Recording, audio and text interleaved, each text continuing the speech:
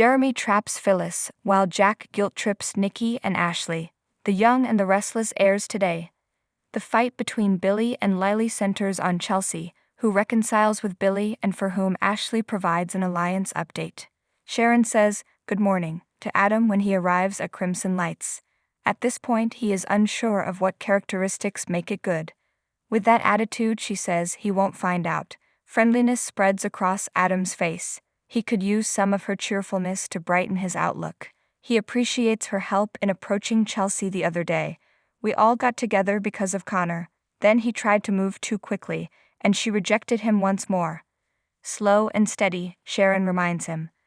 Adam chides her, "Patience has never been my strong suit." Sharon is aware, but she applauds his efforts nonetheless. Billy thinks it's like they're just two ships in the night. Lily arrived home late the night before and inquired as to his whereabouts. Billy says he and Adam had a fight in the club. Lily concludes that he harbors resentment toward his connection to Chelsea. "Sure enough, you do," as Billy puts it. He had never anticipated that she and Adam would agree on anything. Daniel tells Summer at Jobba that as her brother, he is incredibly proud of her accomplishments with Marchetti. Concerned about the increased security, he wants to know why. "To what extent should I be concerned?" Summer then changes the subject to his work for Chancellor Winters, claiming that there has been corporate espionage. Summer is intrigued by what Daniel calls a reinvention of himself. Eventually, the conversation turns to Harrison, and Summer gushes about how much easier motherhood is thanks to him. Billy thinks it's like they're just two ships in the night. Lily arrived home late the night before and inquired as to his whereabouts. Billy says he and Adam had a fight in the club. Lily concludes that he harbors resentment toward his connection to Chelsea. "Sure enough, you do," as Billy puts it. He had never anticipated that she and Adam would agree on anything. Daniel tells Summer at Jobba that as her brother, he is incredibly proud of her accomplishments with Marchetti. Concerned about the increased security, he wants to know why.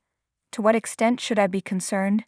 Summer then changes the subject to his work for Chancellor Winters, claiming that there has been corporate espionage. Summer is intrigued by what Daniel calls a reinvention of himself. Eventually, the conversation turns to Harrison, and Summer gushes about how much easier motherhood is thanks to him. She comments on the fact that Lucy is no longer a child, and Daniel reflects that they are both good examples of the erratic behavior that can characterize adolescence.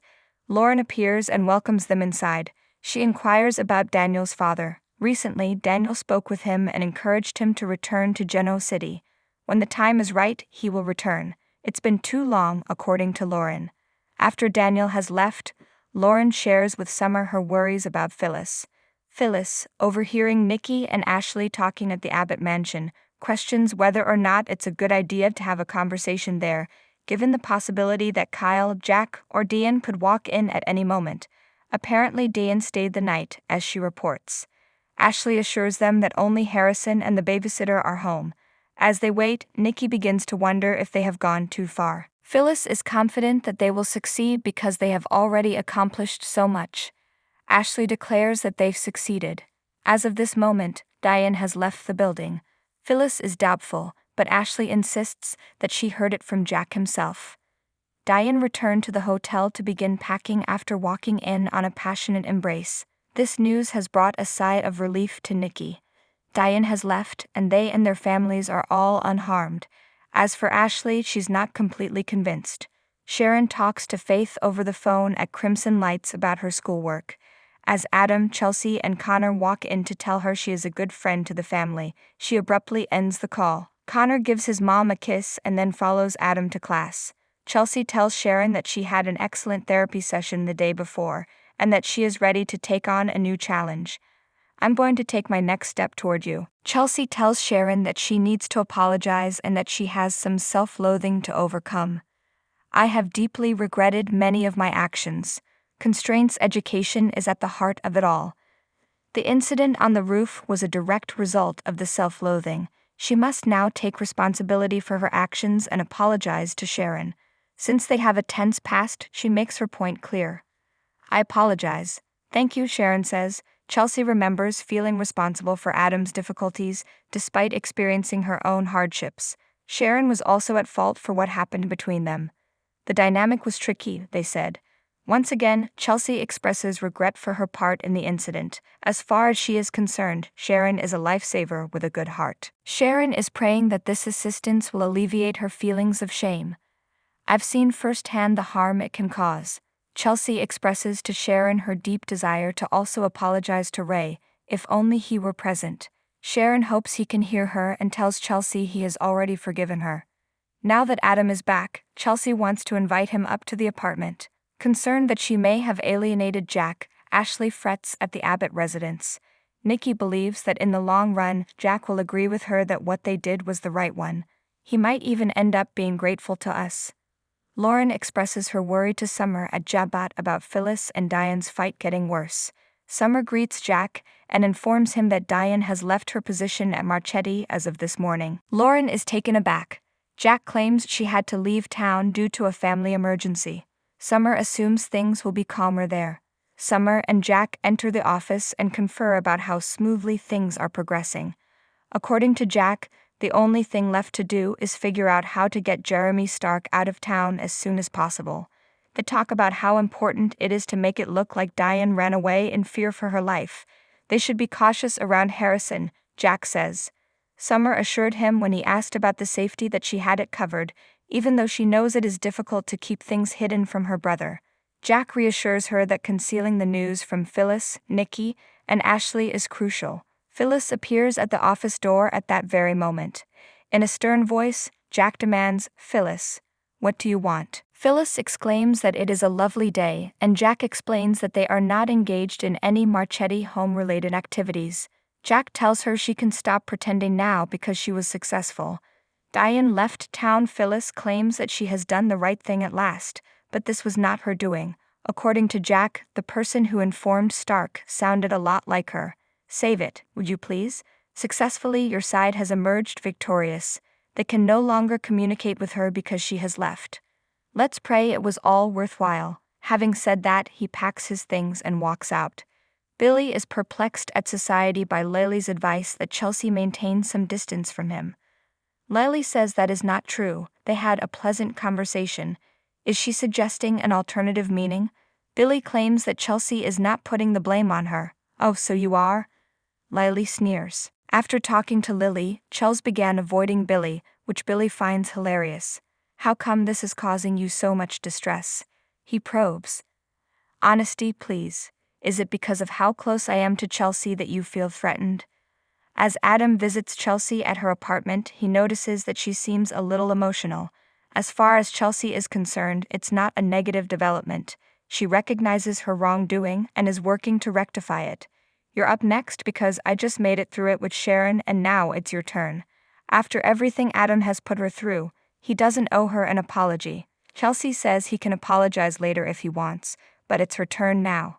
They once shared a profound love, but she now realizes that the many lies they told each other eventually led her to the point where she had to lie about Adam being Connor's biological father. Instead of examining her own problems, she invariably pointed the finger at him. Chelsea admits she exaggerated the seriousness of her stroke. Apparently she wasn't thinking clearly, according to Adam. Chelsea is deeply sorry. She has come to see that he genuinely wanted to help her and was blocked by her own stubbornness. She apologizes to him sincerely, and Adam accepts her apology. "Respect for your bravery." When asked about it, Chelsea simply says it's something she has to go through now. Victoria is on her long list of apologies to make, as is Johnny, with Billy and Victoria's blessing. Adam thinks Billy is probably included. This will, according to Chelsea, be the most challenging conversation she must have. Lily tells Billy at the society meeting that he should consider not only what he can do for Chelsea, but also what he can gain from this situation. Billy probes her for her thoughts on the matter. "This is a new peak for you," Lily says. "He is taking a much riskier bet than he would ever take with money. He is betting on Chelsea's health. There's a good chance he doesn't even realize it," in Lily's opinion. "I'm seriously concerned about the direction this crusade is taking you," she said. Billy is hurt by this and begs her not to tell Chelsea about it. "Just relax, Lily. Everything is fine here." The demands that Lily claims he is placing on her have become too much for her to bear.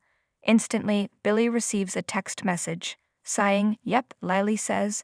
Once again, Billy comes to the rescue. Billy says he'll check the message later, but Lily doesn't want to be held responsible in the event of a major emergency. Billy finishes reading it and decides it can wait. Lily wants to know the meaning. "Are you free?"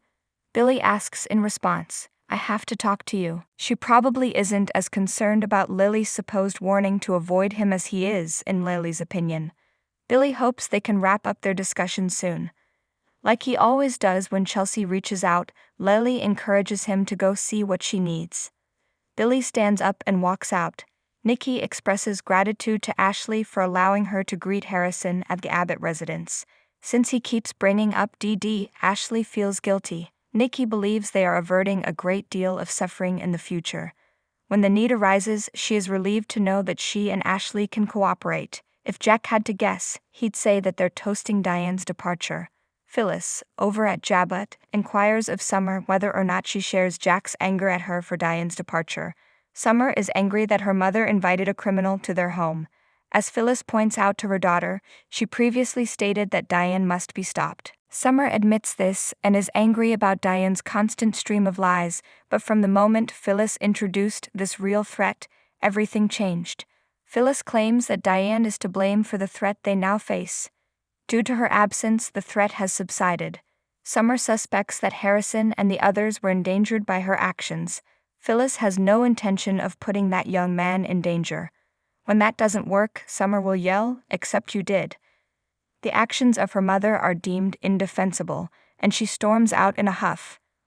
When Phyllis is finally alone, she suddenly turns around and goes berserk. She turns around and sees Jeremy Stark standing behind her. "Mrs. Stark," Phyllis stutters, "you breached the confines of the building once more. Wow." After some thought, Stark says, "Yeah, wow. To say the least. I have the ability to persuade." When Daniel gets to society, he offers to buy Lily a drink, either coffee or tequila. Lily is unable to discuss her emotional struggles. To her comfort, Daniel says she can tell him anything. When Billy visits Chelsea at her place, he inquires as to the status of their relationship. She claims to be doing well. Her therapist had given her the homework to apologize to him, so she contacted him and invited him over. Billy is relieved to hear that she is improving. For obvious reasons, Chelsea warns him, "You're next on my list, and it's going to be a very difficult conversation." She goes on to say, "I owe you an apology because I knew you before anyone else in Geno City. There's no way I'll be able to articulate this." Nikki tells Jack at the Abbott residence that she does not see Diane's departure as a tragedy. Says Jack sarcastically, "Tell that to her son and her grandson." "Oh please, Jack," Ashley clucks. "Don't try to guilt us into accepting your pity." Diane is an adult who decided to leave of her own accord. According to Jack, she ran away to safeguard herself and the group from a dangerous criminal. Kyle and Harrison's hearts have been shattered. Jeremy claims to be searching for Diane and has arrived at Jabot to find her. Phyllis claims she is not in the building. This makes no sense to Stark at all. Phyllis regrets to inform you that she and Diane do not get along. Stark notices that she was absent from both work and her hotel room the night before. Phyllis is at a loss for her whereabouts. "You were the one who called to alert me about Diane, weren't you?" Jeremy asks. He concludes that this means that she no longer harbors any ill will toward his ex. "Why don't we find a quieter place to talk?" A shaken Phyllis.